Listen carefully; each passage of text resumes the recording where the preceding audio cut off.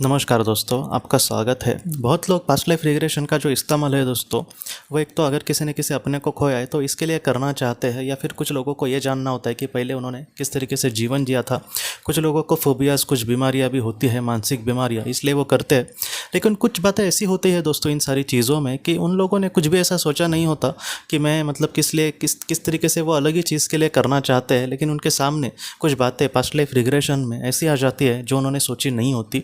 तो एक महिला की ऐसी ही कहानी थी दोस्तों।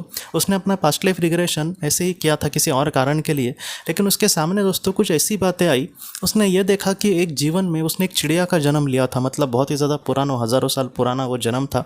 जैसे जैसे हम जानवरों के जन्म से आगे आगे बढ़ते हैं दोस्तों हमारी सोल, वैसे एक इंसान का जन्म हमें मिलता है। पहले इन सारी चीज़ों से आत्मा को कभी कभी गुजरना होता है, क्योंकि पृथ्वी पर जीवन किस तरीके से जिया जाता है, यहाँ पर किस तरीके से दुनिया चलती है, इसके बारे में प्राथमिक एक जानकारी आत्मा को मिले। एक उचित विकास स्तर पर जाने के बाद वह इंसान का जन्म ले सकती है।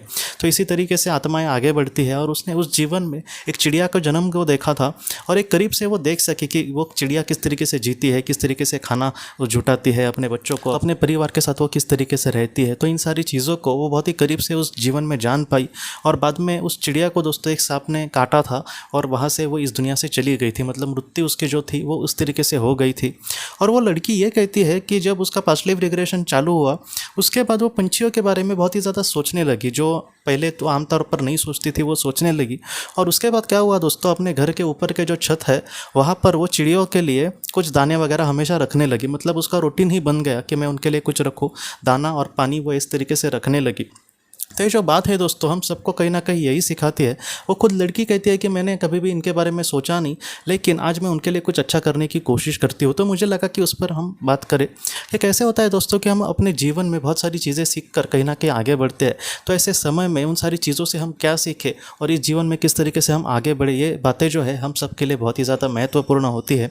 जैसे बेसहारे को सहारा देना, या फिर कोई एक अगर पैसा इंसान है तो उसको पानी देना, या फिर कोई जानवर है उसको कुछ अच्छा करने की कोशिश करना, ये हमारे आत्मा के लिए बहुत ही ज़्यादा महत्वपूर्ण बातें हैं। ये इसलिए महत्वपूर्ण है दोस्तों क्योंकि जब हम ज़रूरतमंद को लिए कुछ करने की कोशिश करते हैं, तो कहीं ना कहीं इन सारी चीज़ों को हमारे पुण्य के मतलब लेखा जोखा उस तरीके से लिखा जाता है। और ये जो पुण्य है दोस्तों हमारी आत्मा का सफ़र आगे बढ़ाने के लिए हमें बहुत ज़्यादा मदद करता है।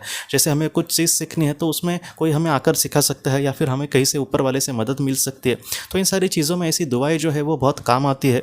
कुछ लोग ये भी सोचते हैं कि मैंने अगर किसी के लिए कुछ किया और उस इंसान को ज़रा भी कदर नहीं है तो उसका पुण्य हमें नहीं मिलेगा क्या? ऐसा नहीं है।